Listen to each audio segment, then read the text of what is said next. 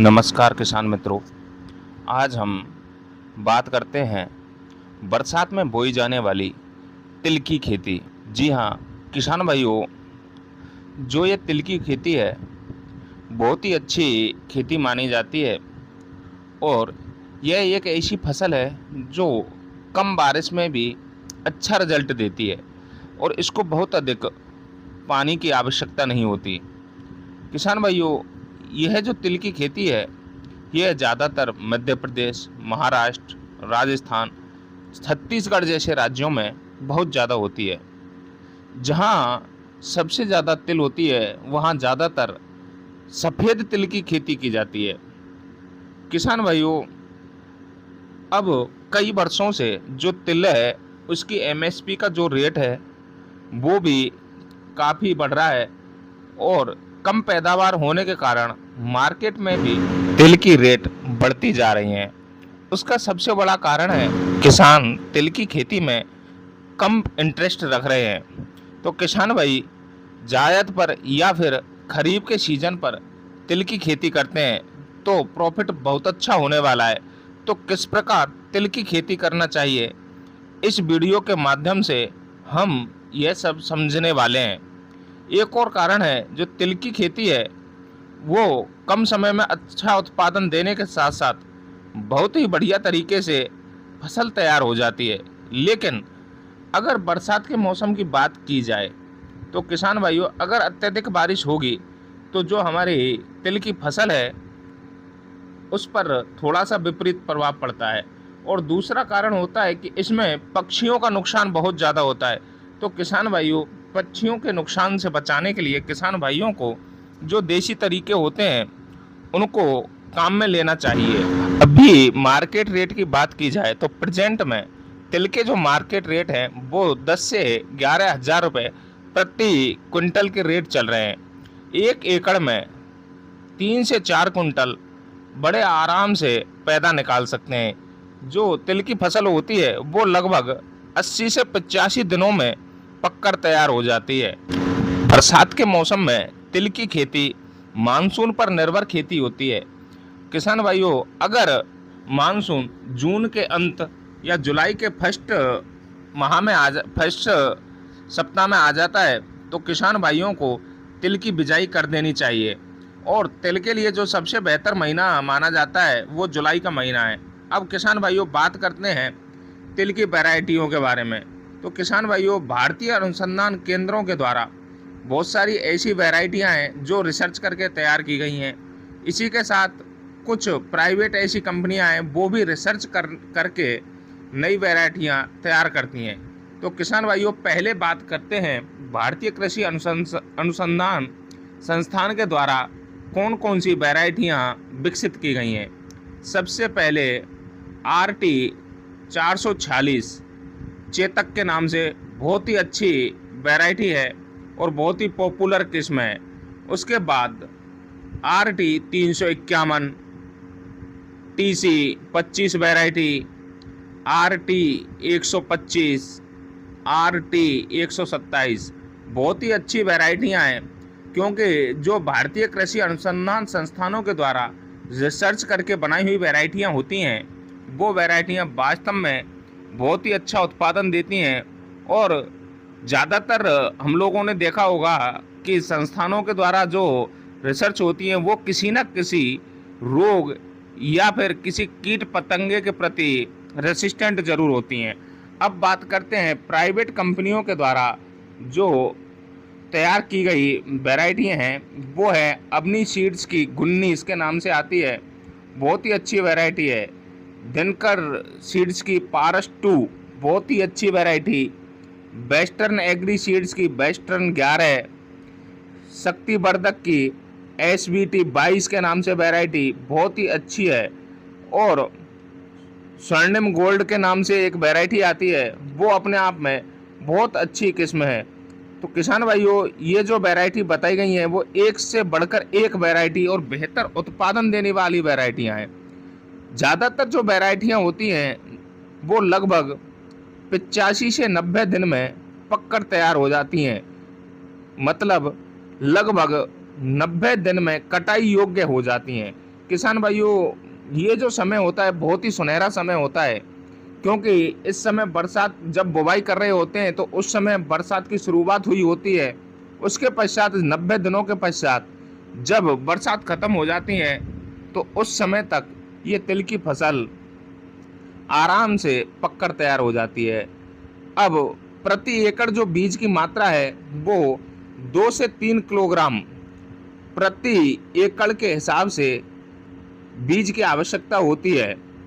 अब भूमि की तैयारी किस प्रकार करें और कौन कौन सी जमीनें हैं जिनमें ये फसल आराम से हो जाती है। किसान भाइयों, अगर किसान गर्मियों में अगर खेती करता है तो फरवरी मार्च में किसान आसानी से खेती कर सकता है, लेकिन किसान के पास सिंचाई के पर्याप्त साधन उपलब्ध होने चाहिए, क्योंकि जब गर्मी चरम सीमा पर होती है तो उस समय सिंचाई की अधिक आवश्यकता होती है। किसान भाइयों, जो किसान जून जुलाई के महीने में तिल की खेती करता है उन भाइयों को खेत की तैयारी करने के कौन कौन से तरीके हैं। सबसे पहले किसानों को अच्छे तरीके से खेत की जुताई करके मिट्टी को भुरभुरा कर लेना चाहिए, जिससे हमारी जो मिट्टी है वो अच्छी तरह से फूल जाए और जब पहली बरसात हो तो उसमें जो नमी है वो अच्छी तरह से हो जाए। और ये ज़रूर ध्यान रखें कि तिल की जो खेती होती है उसके लिए कम पानी की आवश्यकता होती है, तो जल निकास की व्यवस्था जरूर होनी चाहिए। बरसात होने के पश्चात तुरंत खेत से पानी बाहर निकल जाना चाहिए। किसान भाइयों, खेत के चारों तरफ साफ सफाई की अधिक आवश्यकता होती है, क्योंकि ये जो तिल की फसल होती है इसमें जो इंसेक्ट हैं वो बहुत ही ज़्यादा अट्रैक्टिव होते हैं। किसान भाई, अगर इसको छिटकवा विधि से ना बोकर लाइन टू लाइन अगर बुवाई करते हैं तो किसान भाइयों को स्प्रे करने में, निराई गुड़ाई करना, मिट्टी चढ़ाना, ऐसे बहुत सारी एक्टिविटी होती हैं जिनमें किसान को फसल में बार बार जाना पड़ता है, तो इससे किसान को आसानी रहती है। और जो लाइन से लाइन की जो डिस्टेंस है वो 20 से 25 सेंटीमीटर रखनी चाहिए। किसान भाइयों, बुवाई करते समय ये ज़रूर ध्यान रखें कि दानों की गहराई 3 सेंटीमीटर से ज़्यादा ना हो, क्योंकि बरसात के मौसम में जो ज़मीन है वो सख्त हो जाती है। तो किसान भाइयों, जल्दी से जल्दी जर्मिनेशन पाने के लिए किसान भाइयों को 3 सेंटीमीटर से ज़्यादा गहराई पर बुवाई नहीं करनी है। जो किसान भाई छिटकवा विधि से बीज की बुवाई करता है तो उन किसान भाइयों को बीजों को छिड़कने से पहले बीजों में थोड़ी सी मिट्टी जरूर मिला लेनी चाहिए, जिससे हमारे बीज हैं वो बराबर दूरी पर पड़ें। किसान भाइयों, अब बात करते हैं सीड ट्रीटमेंट। बीजों को सबसे पहले कार्बेंडाजिम से, जो फफूंदनाशक होता है, 1 किलोग्राम बीजों में 5 ग्राम फंजीसाइड की कोटिंग करनी चाहिए। कोटिंग करने से पहले बीजों पर थोड़े से छींटे जरूर मार लें, जिससे जो बीज हैं उन पर फंजीसाइड जो हमने दवा लगाई है उसकी कोटिंग भली भांति अच्छी तरह हो जाए। उसके बाद बीजों को बोने से जो हमारा जर्मिनेशन है वो भी बहुत ही अच्छा होगा, क्योंकि हमारे जो दाने हैं उनमें नमी बहुत ही अच्छे तरीके से हो जाएगी। किसान भाइयों को बेसल डोज के रूप में SSP 45 से 50 किलोग्राम प्रति एकड़ के हिसाब से, म्यूरेट ऑफ पोटाश 30 केजी और यूरिया वो 30 से 40 केजी प्रति एकड़ के हिसाब से डालना चाहिए। और जो गोबर की सड़ी गली खाद है वो 1 से 2 ट्रॉली अवश्य डालें, जिससे हमारी जो फसल है उसमें वानस्पतिक वृद्धि अच्छी होनी चाहिए। तिल की फसल में वानस्पतिक वृद्धि जब अच्छी होगी तो हमारे जो दानों की संख्या है प्रति पेड़, जब वानस्पतिक वृद्धि ज़्यादा होगी तो उसमें जो तिल के डंठल हैं उनकी संख्या ज़्यादा होगी। किसान भाइयों, उसके बाद खरपतवार कंट्रोल। जो किसान भाई मजदूर या स्वयं खरपतवार कंट्रोल करता है तो बहुत ही अच्छा रहता है। जो किसान भाई रसायनों के जरिए खरपतवार कंट्रोल करना चाहते हैं उन किसान भाइयों को फेनोक्साप्रोप इथाइल 30 ml का जो बायल आता है, जो फेनोक्साप्रोप इथाइल है वो 9.30% EC के हिसाब से आता है। किसान भाइयों को 15 लीटर पानी में 30 ml की दर से खरपतवार नाशी का स्प्रे करना चाहिए। स्प्रे करने से पहले किसान भाई ये ज़रूर ध्यान रखें, जब हमारी फसल 3 से 4 पत्ते की हो जाए तो उसी समय खरपतवार नाशी का स्प्रे कर देना चाहिए। लगभग बुवाई के 25 से 30 दिन के पश्चात ज़रूर स्प्रे कर देना चाहिए। किसान भाइयों, स्प्रे शेड्यूल की बात की जाए तो कीटों की रोकथाम या फिर जो हमारे रोग हैं उनकी रोकथाम के लिए किसान भाइयों को जो स्प्रे करने हैं वो किस प्रकार करने हैं।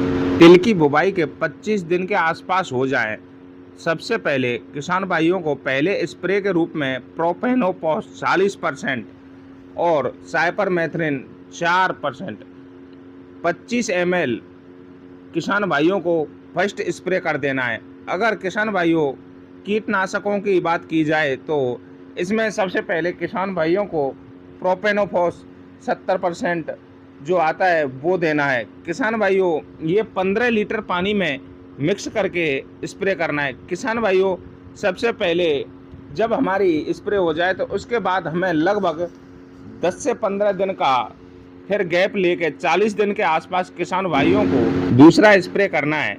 दूसरे स्प्रे में किसान भाइयों को डाइमेथोएट 30% EC 25 से 30 ml लेना है। इसके बाद एसिटामिप्रिड 20% SP 10 ग्राम लेना है। किसान भाइयों, इनको लेकर रोको जो फंजीसाइड आता है जिसमें थायोफेनेड मिथाइल है 40 ग्राम 15 लीटर पानी में घोलकर स्प्रे करना चाहिए। जब हमारी फसल 65 दिन के आसपास हो जाए तो उस समय कीटों का प्रकोप ज़्यादा होता है। उस समय किसान भाइयों को आइसोसाइक्लोसिरम जो सीजेंटा कंपनी में शिमोडिस नाम से आता है उसको 25 ml और साथ में NPK 13045 लेना है। तो किसान भाइयों, इन दोनों का स्प्रे करना है। जब हमारी फसल 60 से 65 दिन के ऊपर की हो जाएगी तो उस समय इल्लियों का प्रकोप ज़्यादा होता है। तो किसान भाइयों, इसके लिए जो अभी शिमोडिस सीजेंटा कंपनी का बताया था वो बहुत ही अच्छा इंसेक्टिसाइड है। किसान भाइयों, इसको फिर से स्प्रे करना है जिससे हमारी जो फसल है उसमें जो इंसेक्ट लगे हुए हैं वो ख़त्म हो जाएं। उसके बाद किसान भाइयों, फर्टिलाइज़र की बात की जाए तो किसान भाइयों को जो फर्स्ट खाद है वो लगभग 18 से 20 दिन की जब फसल हो जाए तो उस समय 20 किलोग्राम यूरिया माइक्रोन्यूट्रिएंट्स, किसी भी बेस्ट माइक्रोन्यूट्रिएंट्स लेकर उसमें मिलाकर देना है। किसान भाइयों, जब सेकंड खाद के बात की जाए तो 35 दिन के आसपास सेकंड खाद दी जाती है। उस समय किसान भाइयों को जिंक सल्फेट 33% वाला 5 kg, यूरिया खाद 30 किलो और बोरॉन 20% वाला होना चाहिए जो 500 ग्राम के लगभग होना चाहिए। ये जो मात्रा है प्रति एकड़ के हिसाब से है। किसान भाइयों को ये अपने खेत में डाल देना चाहिए। किसान भाइयों, जब हम ये सब कुछ डाल देंगे तो हमारी जो फसल है वो बहुत ही अच्छी ग्रो करेगी और हमारी जो फलियों की संख्या है वो बहुत ही अच्छी, वानस्पतिक वृद्धि भी अच्छी होगी, फूल एवं फराब भी बहुत अच्छा होगा। तो किसान भाइयों, ये जो हमारे द्वारा शेड्यूल बताया गया है, स्प्रे शेड्यूल और जो खादों का शेड्यूल है, वो अगर किसान सही ढंग से मेंटेन करता है और समय समय पर अपनी फसल में देता है तो बहुत ही अच्छा उत्पादन होता है। तो किसान भाइयों, इतनी सब लागत में किसान का जो खर्चा आता है वो लगभग 10 से 15 हज़ार रुपये का आता है। किसान भाई इतना खर्चा करने के बाद एक बेहतर उत्पादन ले सकता है। तो किसान भाइयों, हमारे द्वारा बताई हुई जानकारी आपको कैसी लगी ये हमें कमेंट सेक्शन में भेजकर ज़रूर बताएं। हमारे YouTube चैनल कान्हा फार्मिंग को सब्सक्राइब करें। धन्यवाद।